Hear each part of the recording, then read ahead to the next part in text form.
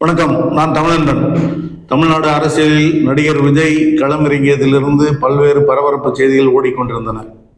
இப்பொழுது அவர் கட்சி தொடங்கி முதல் மாநாட்டிலிருந்து ஒவ்வொரு படியாக வளர்ந்து சென்று வெகு மக்களிடம் சென்று சேர்வார் என்று எதிர்பார்த்தால் அதற்கு நேர்மாறாக படிப்படியாக கீழே இறங்கிக் கொண்டே இருக்கிறார்.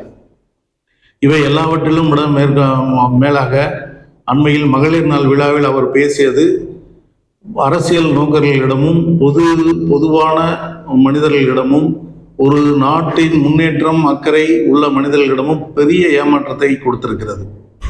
அப்படி தொடர்ந்து ஒரு திமுக அதிமுக ஆகிய இரண்டு கட்சிகளினுடைய ஆட்சிகளில் தொடர்ந்து இருந்து கொண்டிருக்கும் தமிழ்நாட்டில் புதிய மாற்றமாக புதிய எழுச்சியாக யாராவது ஒருவர் வருவார் என்று ஒவ்வொரு தேர்தலிலும் எதிர்பார்க்கும் மக்கள் கூட்டம் இருக்கிறது. அந்த கூட்டத்துக்கு தீனி போடுகிற வகையில் ஒவ்வொரு தேர்தலிலும் யாராவது ஒருவர் வந்து கொண்டே இருக்கிறார். சில ஆண்டுகளுக்கு முன்பு விஜயகாந்த் வந்தார், அதற்கு பிறகு கமலஹாசன் வந்தார், அதற்கு பிறகு இப்பொழுது இந்த தேர்தலில் நடிகர் விஜய் வந்திருக்கிறார் என்று சொல்லப்பட்டது. அதேபோல் விஜயும் தமிழ் திரையுலகில் ஒரு உச்ச நட்சத்திரமாக இருந்ததால் வெகு மக்களிடம் மிக எளிதாக சென்று சேரக்கூடிய ஒரு முகமாகவும் அவர் பேசினால் உடனடியாக கடைக்கோடி மக்களுக்கும் சென்று சேரும் அளவுக்கு ஒரு வீச்சு உள்ளவராகவும் தான் இருந்தார். ஆனால் அவர் திமுக அதிமுக இரண்டும் தவறு. அதுவும் அவர் அதிமுக பெயரை கூட சொல்லவில்லை. திமுக ஒரு தீய சக்தியிடமிருந்து நாட்டு மக்களை காப்பாற்றவே நான் அவதாரம் எடுத்துள்ளேன் என்றெல்லாம் பேசிக் கொண்டிருந்தார். அதையும் நம்பி அவர் தமிழ்நாட்டை காக்கப் போகிற இரட்சகராக வந்துவிட்டார் என்று சொல்லிக்கொண்டு ஒரு கூட்டம் இருந்தது. தமிழ்நாட்டில் திமுக அதிமுக ஆகிய இரண்டு கட்சிகளை தாண்டி இருக்கிற சிறிய கட்சிகள் மற்றும் பல அரசியல் அனாதைகள் எல்லோரும் ஒவ்வொரு நேரத்திலும் ஒவ்வொரு பின்னாடி ஓடுவார்கள். அதுபோல் இந்த முறை அனைவரும் விஜய் பின்னால் ஓடிக்கொண்டிருந்தார்கள். திமுகவிடமும் அதிமுகவிடமும் தங்களது பேரம் பேசும் வலிமையை அதிகரித்துக் கொள்வதற்காக விஜயுடன் கூட்டணிக்கு போகிறோம் என்கிற செய்தியை கசைவிட்டு அவருடன் பேச்சுவார்த்தை நடத்துவது போன்ற விஷயங்களில் ஈடுபட்டார்கள். அதன் விளைவாக அவர்கள் இருக்கும் கூட்டணியில் சில தொகுதிகளை கூடுதலாக பெறுவது, தொகைகளை கூடுதலாக பெறுவது போன்ற காரியங்களை சாதித்துக் கொண்டிருக்கிறார்கள் என்று சொல்லப்படுகிறது. இது யூகமாக கூறவில்லை. திரு செங்கோட்டையன் அவர்கள் எங்களை வைத்துத்தான் காங்கிரஸ் திமுகவில் கூட்டணியில் அதிக இடங்களை பெற்றது என்று வெளிப்படையாக பேட்டியிலேயே கொடுத்திருக்கிறார். தாவேக கட்சி தொடங்கி பலருக்கு அது நன்மையாக முடிந்திருக்கிறது. குறிப்பாக காங்கிரஸ் கட்சி எங்களை காட்டித்தான் திமுகவிடம் அதிக தொகுதிகளை பெற்றது என்று அவர் பேட்டியே கொடுத்திருக்கிறார்.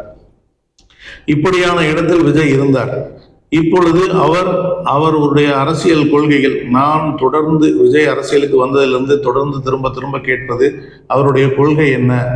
தமிழ்நாட்டில் இருக்கிற கட்சிகள் சரியில்லை என்று சொன்னால் தமிழ்நாட்டில் இருக்கிற கட்சிகள் இந்த தவறையெல்லாம் செய்தன, நான் இந்தந்த இடத்தில் இவற்றையெல்லாம் சரி செய்வேன், இப்படி சரி செய்வேன் என்கிற திட்டத்தோடு அவர் வந்திருக்கிறாரா, அவருக்கு என்ன கொள்கை இருக்கிறது என்று திரும்ப கேட்டுக்கொண்டிருந்தேன். நான் இப்பொழுதில்லை, நடிகர் விஜயகாந்த் அவர்கள் கட்சி தொடங்கும் போதே அவருடைய நேர்காணல்களில் அவரை 2-3 முறை சந்தித்த போது உங்களுடைய கொள்கை என்ன என்று கேட்டபோது ஒரு முறை பிரசாத் லேப்ல ஒரு படப்பிடிப்பில் இருந்தவர், என்ன எப்ப பார்த்தாலும் கொள்கை என்னன்னு கேட்டுட்டு இருக்கிறீங்க, என்றதை செல்வோம் இல்லாதவர்க்கே என்றதான் என்னோட கொள்கை அப்படின்னு ஒற்றை சொன்னார் அவர். அதாவது கொள்கைனா என்னன்னே தெரியாம அவங்களாம் கட்சி ஆரம்பிக்கிறாங்க. ஏன்னா திமுக மேல கோவம் இருக்கு, அதிமுக மேல கோவம் இருக்கு, ஜோசிகாரர் சொல்லிட்டாரு அப்படின்னு சொல்லி கட்சி ஆரம்பிக்கிறாங்க. ஒரு நாட்டை நிர்வகிக்க எதற்கு அரசியல் கட்சிகள், ஏன் அதிகாரிகளே ஆட்சியை நடத்தி விடக்கூடாது? இன்றைய காலகட்டத்தில் ரோபோக்களை கூட ஆட்சியை நடத்தி விடலாம். ஒரு ப்ரோக்ராம் செட் பண்ணி வந்து விட்டால், இப்படி இந்த சாலையில் இந்த வண்டி போக்குவரத்து விதி இதை மீறினால் அபராதம் போடும் அப்படின்னா ரோபோட்டை கூட நிர்வாகம் நடத்தி விடும். எதற்கு ஒரு அரசியல் கட்சி? அரசியல் கட்சி என்பது மக்களோடு மக்களாக கலந்திருப்பது, மக்களுடைய அன்றாட நடவடிக்கைகளில் கலந்து ஒன்றாக இருப்பது, அவர்களுடைய எல்லா சுக துக்கங்களை அறியக்கூடியது. எனவே அது அரசியல் கட்சியாக இருக்கும்போதுதான் உண்மையான மக்களாட்சியாக அது இருக்கும். அல்லது ஏற்கனவே இருந்தது போல் மன்னராட்சி எங்கோ ஒரு அரண்மனையில் உட்கார்ந்து கொண்டு ஒரு உத்தரவை போட்டுக்கொண்டு மக்கள் அதை அனுபவிக்கிறார்களா, நன்றாக இருக்கிறார்களா இல்லையா என்று தெரியாமலேயே அமைச்சரை மாதம் மும்மாறி பொழிகிறதா என்று கேட்டுக்கொண்டு ஒப்பரியில் உல்லாசமாக இருந்து கொண்டு இருந்த ஒரு காலகட்டத்தை மாற்றி மக்களுக்காக மக்களே தேர்ந்தெடுக்கிற ஆட்சி தான் மக்களாட்சி என்று வந்தது. அதற்காகத்தான் அரசியல் கட்சிகள் வந்தன. அரசியல் கட்சிகள் ஒவ்வொன்றும் ஒரு கொள்கை. இந்த கட்சி வந்தால் நாங்கள் அனைவருக்கும் வீடு கட்டி தருவோம், அனைவருக்கும் கல்வி தருவோம், அனைவருக்கும் வேலைவாய்ப்பை பெற்றுத் தருவோம் என்கிற கொள்கைகளை ஏன் சொல்கின்றன என்றால் அவை இல்லாமல் மக்கள் கஷ்டப்படுகிறார்கள் என்பதை அந்த கட்சிகள் உணர்ந்திருந்ததால் அது நடந்தது. தமிழ்நாட்டு அரசியல் வரலாற்றை எடுத்து பார்த்தால் காங்கிரஸ் கட்சியும் பொது உடைமை கட்சியும் கோல்வச்சு கொண்டிருந்த காலத்தில் இந்திய விடுதலைக்கு பிறகு தமிழ்நாட்டில் ஆளுங்கட்சியாக காங்கிரஸ் கட்சி, எதிர்கட்சியாக பொது உடைமை கட்சியும் இருந்த காலத்தில் அது பணக்காரர்களுக்கான கட்சி, மிட்டாமராசுகளுக்கான கட்சி, இது ஏழைகளுக்கான கட்சி என்று இருந்தது. காலப்போக்கில் திராவிட முன்னேற்ற கழகம், பேரறிஞர் அண்ணா அவர்கள் கம்யூனிஸ்டின் கொள்கைகள் எங்கள் கொள்கைகளும் ஒன்றுதான் என்று மக்களிடம் பேசி அவருடைய தீவிர பரப்புரையின் காரணமாக கம்யூனிஸ்டையும் உள்வாங்கிக் கொண்டு திமுக வலிமை பெற்றது. காங்கிரஸ் மிட்டாமராசுகளின் கட்சி என்பது இடைநிலை சாதியில் உள்ள பணக்காரர்களின் கட்சியாக திமுக உருவெடுத்தது. திமுக வலிமையாக வந்த பிறகு ஒரு அடித்தட்டு மக்களுடைய பிரதிநிதியாக, அடித்தட்டு மக்களுக்கான குரலாக ஒலிக்கக்கூடியவர் நடிகர் எம்ஜிஆர் அவர்கள் என்று அந்த மக்கள் நம்பியதன் காரணமாக எம்ஜிஆர் அவர்கள் ஒரு சக்தியாக உருவெடுக்க முடிந்தது. அதிமுக உருவானது. இப்படி வெகு மக்களை பிரதிநிதித்துவப்படுத்துகிற கட்சியாகத்தான் இந்த கட்சிகள் இருந்திருக்கின்றன, வந்திருக்கின்றன, இயங்கிக் கொண்டும் இருக்கின்றன. இவற்றில் நடிகர் விஜய் யாரை பிரதிநிதித்துவப்படுத்தப்படுகிறார், அவர் என்ன செய்ய போகிறார், அவருடைய கொள்கை என்ன என்று நாம் தொடர்ந்து கேட்டுக்கொண்டிருந்தோம். தொடர்ந்து அவருடைய அனைத்து நிகழ்ச்சிகளிலும் அவர் திமுக சரியில்லை, அந்த கட்சியில் இருக்கிறவர்கள் ஊழல் செய்கிறார்கள், நாங்கள் வந்தால் நல்லது செய்வோம் என்றுதான் சொல்லிக் கொண்டிருந்தாரே ஒழிய என்ன செய்ய போகிறோம் என்று இதுவரைக்கும் அவர் சொன்னதே இல்லை. முதன்முறையாக அவர் மகளிர் நாள் நிகழ்வில் அவர் வாய் திறந்து ஏகப்பட்ட திட்டங்களை அறிவித்தார். அத்தனையும் இலவச திட்டங்கள். ஏற்கனவே தமிழ்நாடு அரசு செய்து கொண்டிருக்கிற இலவச திட்டங்களை தான் அவர் திரும்ப சொல்கிறார். தமிழ்நாடு அரசு இப்பொழுது பெண்களுக்கு மாதம் 1000 ரூபாய் கொடுத்து கொண்டிருக்கிறது என்றால் நாங்கள் இந்த 1000 ரூபாய் மளிகை சாமான் வாங்க கூட பத்தாது, நாங்கள் 2500 ரூபாய் தருகிறோம் என்று சொல்கிறார். இந்த இலவச திட்டத்தை அபத்தம், தவறு என்று சொல்லிக் கொண்டிருந்த இந்த கட்சிக்காரர்களை, விஜய் கட்சிக்காரர்களே திகைத்து போய் நிற்கிறார்கள். என்னடா இது, நாம் இலவசம் சரியில்லை என்று சொல்லிக் கொண்டிருந்தோம், இவர் இலவசம் நான் 2500 அவர்கள் 1000 கொடுத்தார்களா, நான் 2500 கொடுக்கிறேன் என்று ஏலம் எடுப்பது போல் பேசிக் கொண்டிருக்கிறார். அது மட்டுமா, ஒரு திருமணம் என்றால் பட்டுப்புடவை தங்கம் என்று அவர் சொல்கிறார். அது ஏற்கனவே தாலிக்கு தங்கம் திட்டம் என்று தமிழ்நாட்டு அரசியலில் இருந்து கொண்டுதான் இருக்கிறது. அது முறையாக சில இடங்களில் முறையாகவும் சில இடங்களில் செயல்படாமலும் இருக்கிறது என்று ஒன்று இருக்கிறது. ஆனால் அந்த திட்டமும் இருக்கிறது. அதே போல் ஒரு குழந்தை பிறந்தால் வெல்கம் கிட்டு மோதிரமும் கொடுப்போம் என்கிறார். தொடர்ந்து இவர் ஒரு 10 திட்டங்களை அறிவிக்கிறார். 10ம் இலவசமாக இருக்கிறது. பணம் கொடுத்து மக்களை மகிழ்விக்க வேண்டும் என்கிற அறத பழசான ஒரு விஷயத்தையே இவரும் சொல்லி அம்பலப்பட்டு போய் நிற்கிறார். தமிழ்நாட்டு அரசியலில் திமுக, அதிமுக இரண்டும் இலவசங்களை கொடுத்து மக்களை நாசமாக்கி கொண்டிருக்கிற, நாட்டை கடன்கார மாநிலமாக்கி கொண்டிருக்கிறது என்று பொதுவான அரசியல் விமர்சனங்கள் இருக்கின்றன. அப்படி இருக்கின்ற போது அதற்கு மாற்றாக வருகிற கட்சி என்ன செய்ய வேண்டும்? இலவசங்கள் இல்லாமல் மக்கள் ரஜினிகாந்த் ஒரு படத்தில் சொன்னது போல் வேட்டி சேலை கொடுக்காதீங்கப்பா, வேலை வெட்டி கொடுங்க, நாங்களே வேட்டி சேலை வாங்கிக்கிறோம்னு சொன்னாரு. இன்றைக்கும் திரு சீமான் அவர்கள், நாம் தமிழர் கட்சியின் ஒருங்கிணைப்பாளர் திரு சீமான் அவர்கள், இலவச திட்டங்களால் நாடு நலிவுற்று கிடக்கிறது, அற்பத்தொகைக்காக மக்களை அடகு வைத்துக் கொண்டிருக்கிறீர்கள், நாங்கள் சம்பாதிக்கிற வழியை காட்டினால் நாங்கள் சம்பாதித்து எங்களை பார்த்துக் கொள்வோம், நீங்கள் எங்களுக்கு இலவசம் தர வேண்டியதில்லை, நாங்கள் மக்கள் சம்பாதிக்கிற வழியை அவர்களுக்கு காட்டுவோம், இந்தந்த வழிகளில் சம்பாதிக்கலாம், இந்தந்த வழிகளில் கல்வி கற்கலாம், கல்வியும் மருத்துவமும் இலவசமாக கொடுத்து மக்களை ஆரோக்கியமாக வைத்து அவர்களை சுயமாக நிற்க வைப்போம் என்று மேடைக்கு மேடை திரு சீமான் அவர்கள் முழங்கிக் கொண்டிருக்கிறார். அதுதான் உண்மையான மாற்று அரசியல். இன்றைக்கு திமுக, அதிமுக செய்கிற அரசியலுக்கு மாற்று அரசியல் என்றால் திரு சீமான் அவர்கள் சொல்வதுதான் மாற்று அரசியல். மாற்று முகமாகத்தான் திரு விஜய் அவர்கள் வந்திருக்கிறார். திரு விஜய் அவர்கள் இலவசங்களை அள்ளி தெளிக்கிறார். இதை தருகிறேன், இன்னமும் பல திட்டங்களை வைத்திருக்கிறேன், அவற்றை ஒவ்வொன்றாக அறிவிப்பேன் என்று சொல்கிறார். இவர் ஏற்கனவே திமுக, அதிமுகவுக்கு மாற்றாக இப்பொழுது திருமதி சசிகலா அவர்கள் புதிதாக ஒரு கட்சி ஆரம்பிப்பதாக சொல்லி தன்னுடைய ஆதரவாளருடன் ஆலோசித்துக் கொண்டிருக்கிறார். அதனுடைய கொடியையும் அறிமுகப்படுத்தினார். அவர் அது தொடர்பாக ஒரு நேர்காணல் கொடுத்த போது, தனியார் தொலைக்காட்சி ஒன்றுக்கு ஒரு நேர்காணல் கொடுத்த போது, நீங்கள் கடந்த 2 தேர்தல்களில் அமைதியாக இருந்தீர்கள், இப்பொழுது தேர்தலில் ஈடுபட வேண்டிய அவசியம் என்ன வந்தது? நீங்கள் வருவது அதிமுகவுக்கு பலவீனத்தையும் திமுகவுக்கு பலத்தையும் ஏற்படுத்தக்கூடியதாகத்தான் இருக்கும் என்று அந்த கேள்வியாளர் கேட்டபோது அதற்கு திருமதி சசிகலா சொன்ன பதில் வியப்படைய வைத்தது. அவர்கள் என்ன சொன்னார்கள் என்றால், திமுக மாதம் 5000 திடீரென்று மக்களுக்கு, பெண்களுக்கு 5000 ரூபாய் ஒரே நாளில் வங்கி கணக்கில் வர வைத்தது. பொங்கலுக்கு ஒரு 3000 ரூபாய் கொடுத்தது. அந்த மாதம் ஒரு 1000, 4000, மொத்தம் 9000 நாங்கள் இப்பொழுதே கொடுத்து விட்டோம். இன்னும் நாங்கள் பணம் கொடுப்போம். முதியோர்கள், கைம்பெண்கள் உதவித்தொகை வாங்குறவர்கள், 1000 ரூபாய் வாங்குறவர்களுக்கு கூடுதலாக 2000 கொடுப்போம் என்று இலவசங்களால், அதாவது பணத்தை அரசாங்க பணத்தை அள்ளி கொடுத்து ஓட்டு வாங்கி நாட்டை, ஆட்சியை பிடிக்கிற திட்டத்தில் இருக்கின்றது. இது நாட்டுக்கு நல்லதல்ல. இது போன்று செய்வது ஒரு நாட்டின் உண்மையான வளர்ச்சியாக இருக்காது, ஒரு மாநிலத்தின் உண்மையாக வளர்ச்சியாக இருக்காது. அதே போல் எதிர்க்கட்சியாக இருக்கிற எடப்பாடி பழனிசாமி என்ன செய்கிறார் என்றால், இந்த இலவச திட்டங்களால் 5 லட்சம் கோடி கடனாகிவிட்டது என்று மேடைக்கு மேடை பேசிக் கொண்டிருக்கிறார். அவரும் நான் வந்தவுடன் 10,000 தருவேன் என்கிறார். மாதம் 1000 கொடுப்பதை 2000 கொடுக்கிறேன் என்று சொல்கிறார். இப்படி இந்த 2 கட்சிகளும் நாட்டின் பொருளாதாரத்தையும் மக்களின் நலனையும் வீணடித்துக் கொண்டிருக்கின்றன.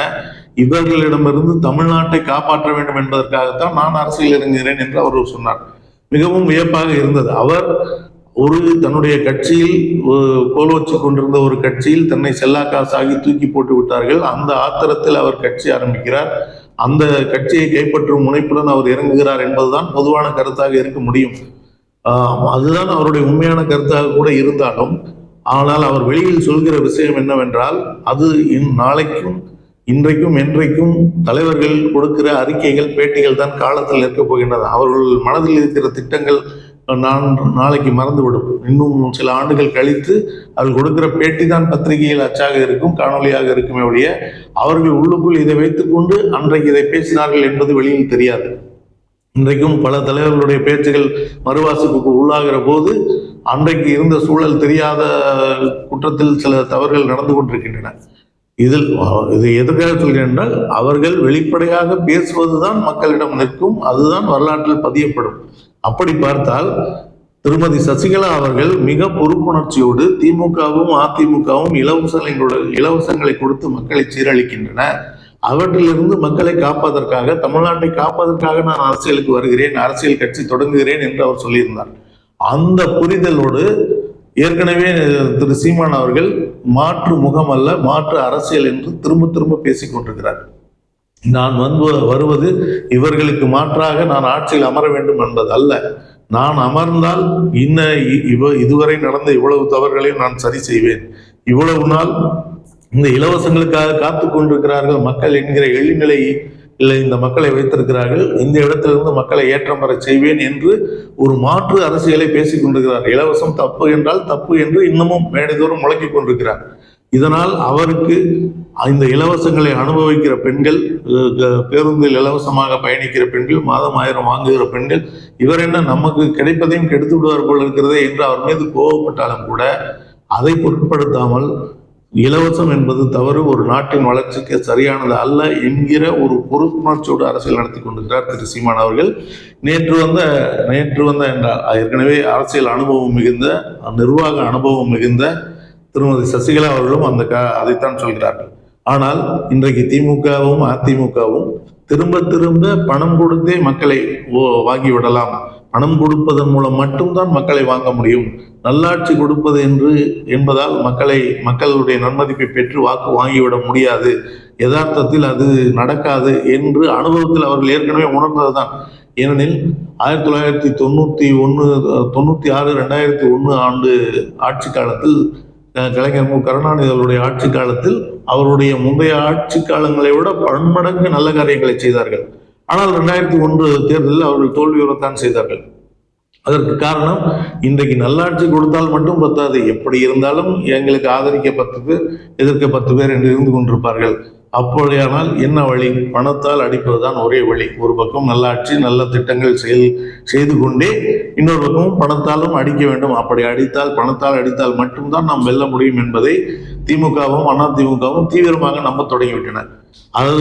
அவர்கள் நம்புவதற்கு ஏற்பவே அண்மையில் நடந்த பீகார் தேர்தல், கடந்த ஆண்டு நவம்பரில் நடந்த பீகார் தேர்தலில் அவ்வளவு கடுமையான மக்கள் மனதில் எதிர்ப்புணர்வுகளை வைத்திருந்த நிதிஷ்குமார் பாஜக கூட்டணி ஆட்சி தேர்தலுக்கு முன்பாக கிட்டத்தட்ட 1.5 கோடி பேரின் வங்கி கணக்கில் 10,000 ரூபாயை செலுத்தி வெற்றியை எளிதாக எடுத்துக்கொண்டு போய்விட்டார்கள். மிகப்பெரிய வெற்றி அடைந்து விட்டார்கள். அதற்கு முன்பு இருந்த சட்டமன்ற உறுப்பினர்களை விட மிக பெரும்பான்மை பலத்தை பெற்று 203 தொகுதிகள் வென்று அவர் மாபெரும் வெற்றியை பெற்றார்கள். அதற்கு ஒரே காரணம் அவர்கள் தேர்தலுக்கு முன்னால் வங்கி கணக்கில் பணம் செலுத்தியதுதான். அதே புத்தியை திரு ஸ்டாலின் அவர்களும் இப்பொழுது கையில் எடுத்து திடீரென்று ஒரே ஒரு நாளில் 5,000 ரூபாயை பெண்கள் வங்கி கணக்கில் வரவு வைத்து தமிழ்நாட்டை திருவிழா கோலமாக்கி விட்டார். அன்றைக்கு பெண்கள் எல்லாம் அடைந்த மகிழ்ச்சியை காண கண்கோடி வேண்டும் என்கிற அளவுக்கு தான் இருந்தது. அந்த அளவுக்கு ஒட்டுமொத்த மக்கள் மனநிலையை மாற்றி வாங்கிய பணத்தை கொடுத்து வாங்கி இருக்கிறார் அவர். அதன் பிறகு அந்த கைம்பெண்கள் முதியோர் உதவித்தொகை வாங்குகிற பெண்களுக்கு திடீரென 2,000 என்று வங்கி கணக்கில் வரவழைத்து அவர்களையும் மகிழ்ச்சியில் ஆழ்த்தினார். இன்னமும் நாங்கள் தேர்தலுக்கு செய்வோம், இன்னமும் நிறைய விஷயங்கள் வைத்திருக்கிறோம் என்று திமுக சொல்லிக் கொண்டிருக்கிறது. இந்த இலவசங்கள் தமிழ்நாட்டில் தொடங்கிய இது இந்தியா முழுவதும் ஒவ்வொரு மாநிலமாக பற்றி பரவி கொண்டிருக்கிறது. இப்பொழுது தமிழ்நாட்டோடு சேர்ந்து 5 மாநிலங்களில் தேர்தல் நடக்க இருக்கிறது. அதில் முக்கியமான ஒன்று மேற்கு வங்காளம். மேற்கு வங்காளத்தில் இப்பொழுது முதலமைச்சராக இருக்கிற மம்தா பானர்ஜி அவர்களும் இந்த பணம் கொடுத்தால் தான் வெற்றி அடைய முடியும் என்கிற இடத்துக்கு வந்திருக்கிறார். அவர் திடீரென கல்வி உதவித்தொகையாக 1,500 ரூபாய் அறிவிக்கப்படும் என்றார். ஏப்ரல் மாதம் என்றார். அதை மகளிர் தினத்தை முன்னிட்டு மார்ச் 8ஆம் தேதியே அதை அறிவித்து இப்பொழுதே நாங்கள் பணத்தை செலுத்துகிறோம் என்று செலுத்த தொடங்கியிருக்கிறார். இப்படியாக நாம் முற்றிலும் எதிர்க்கக்கூடிய இந்த விஷயம் முழுமையாக எதிர்க்கக்கூடிய ஒரு விஷயம்தான்.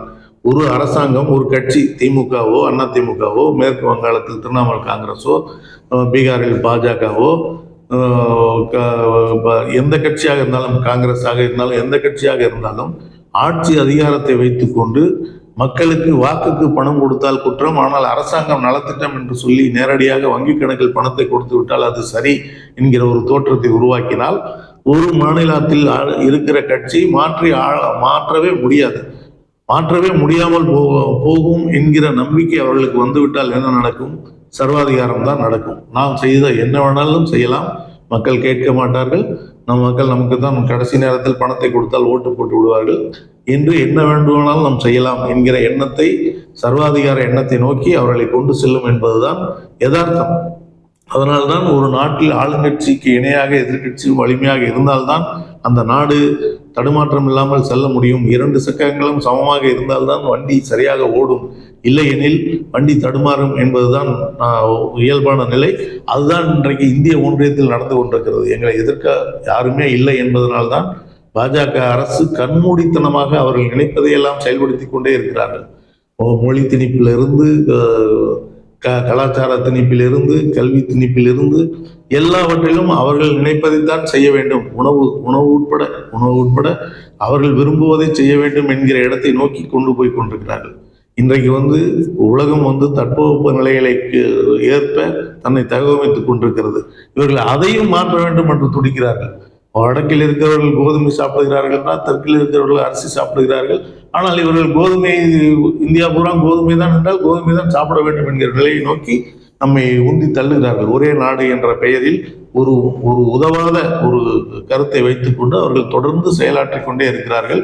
அதனுடைய பாதிப்புகள் ஒவ்வொரு நாளும் நாம் அந்த பாதிப்புகளையும் துயரங்களையும் அனுபவித்துக் கொண்டே இருக்க வேண்டியிருக்கிறது.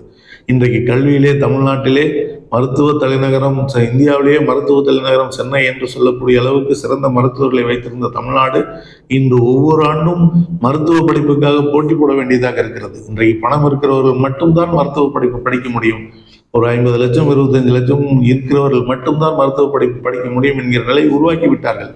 நீட் என்கிற ஒரு நுழைவுத் தேர்வை கொண்டு அந்த பயிற்சி கட்டணமே 5 லட்சம் 7 லட்சம் 3 லட்சம் என்று வைத்து அந்த பணம் இருக்கிறவர்கள் தான் மருத்துவம் படிக்க முடியும் என்கிற ஒரு எளிநிலையை ஏற்படுத்தி விட்டார்கள். அடித்தட்டு மக்கள், ஏராளமான மருத்துவர்கள் நம்மில் உருவானார்கள். இப்பொழுது அது கடந்த சில ஆண்டுகளாக அது முற்றாக தடுத்து ஆட்கொள்ளப்பட்டிருக்கிறது. இது இன்னும் சில ஆண்டுகள் போனால் பணக்காரர்கள் மட்டும்தான் மருத்துவர்களாக இருப்பார்கள். பல லட்சம் செலவு செய்து மருத்துவரானவர்கள் அந்த பணத்தை எடுப்பதில் தான் குறியாக இருப்பார்கள். உண்மையான மருத்துவம் கிடைக்குமா என்பது தெரியவில்லை என்கிற பேராபத்தை நோக்கி நாடு போய்கொண்டிருக்கிறது. பாஜகவின் ஒரு திட்டம் எதிர்காலத்தில் எப்படி மக்களை சீரழிக்கப் போகிறது என்பதற்காக இதனை சொல்கிறேன். அப்படிப்பட்ட அந்த அந்த பாஜகவை எதிர்ப்பதற்காக வருகிறேன் என்று சொல்கிற திமுகவும் சரி, திரிணாமுல் காங்கிரசும் சரி, இந்த மக்களிடம் ஓட்டு வாங்க வேண்டும் என்றால் நாம் அவர்களுக்கு நல்லது செய்தால் போதாது, நல்லது செய்தால் மட்டும் போதாது, பணம் கொடுத்தால்தான் மக்கள் ஓட்டு போடுவார்கள் என்கிற தீவிர நம்பிக்கைக்கு வந்து பணத்தால் அடித்துக் கொண்டிருக்கிறார்கள். அந்த நம்பிக்கையை ஏற்படுத்தக்கூடிய ஒரு வாழ்நிலை இந்தியாவில், தமிழ்நாட்டில் எல்லாம் இருப்பதற்கு ஒன்றிய அரசின் செயல் திட்டங்களும் அடிப்படையான காரணம். அந்த விஷயங்களை வெளிப்படையாக எடுத்து பேசி, எவ்வளவு பேசினாலும் இன்றைக்கு ஊடகங்களை கையில் வைத்துக்கொண்டு, பணத்தை கையில் வைத்துக்கொண்டு, பணத்தால் எல்லாவற்றையும் விலைக்கு வாங்கிவிட வேண்டும் என்று ஒன்றிய அரசு செய்கிற தவறுதான் மக்களின் அன்றாட வாழ்க்கை வரை கடுமையாக பாதிக்கப்பட்டு கொண்டிருக்கிறது. இதை இந்த நிலையிலிருந்து எதிர்த்து போராடி வெல்ல வேண்டும் என்கிற துணிச்சலோ தெம்போ எந்த கட்சிக்கும் இல்லை. அது திமுகவுக்கும் இல்லை, திரிணாமுல் காங்கிரசுக்கும் இல்லை, காங்கிரசுக்கும் இல்லை. அவர்களும் திரும்ப தேர்தல் என்று வரும்போது பணம் கொடுத்து, ஏதாவது ஒரு வகையில் இலவசமாக பணம் கொடுத்து தான் மக்களை விலைக்கு வாங்க வேண்டும் என்கிற நிலைக்கு கொண்டு வந்திருக்கிறார்கள். அப்படி இருக்கும்போது தமிழ்நாட்டில் ஒரு மாற்று சக்தியாக திரு சீமான் அவர்கள் 3 தேர்தல்களாக தொடர்ந்து அதை பேசிக்கொண்டிருக்கிறார். அவருக்கு சிறுக சிறுக ஆதரவு வந்து கொண்டே இருக்கிறது. கடந்த நாடாளுமன்ற தேர்தலில் 8.22 விழுக்காடு வாக்கு வாங்கி அவர் ஒரு மாநில கட்சி என்ற அங்கீகாரத்தை பெற்றார். இந்த முறை, இப்பொழுதும் நான் சொல்கிறேன், இந்த முறை நிச்சயம் அவர் கூடுதலாக வாக்கு வாங்குவார். அந்த 8.22 விட கூடுதலாக வாக்கு வாங்கி தன்னை ஒரு வலிமையான சக்தியாக நிரூபிப்பார்.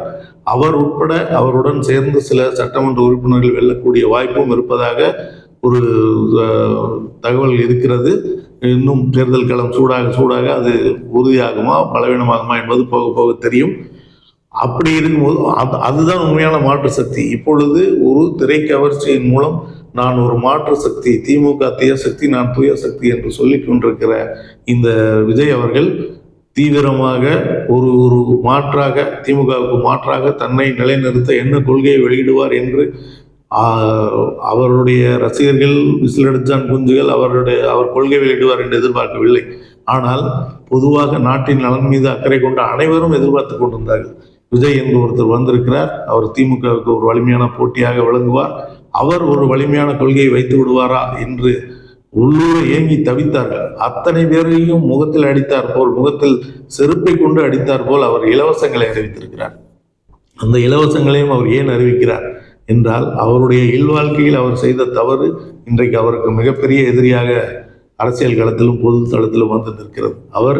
அவருடைய குடும்பமும் மனைவியும் பெண் பிள்ளையும் ஆண் பிள்ளையும் மூவரையும் தவிக்க விட்டு அவர் நடமாடிக்கொண்டிருக்கிறார்.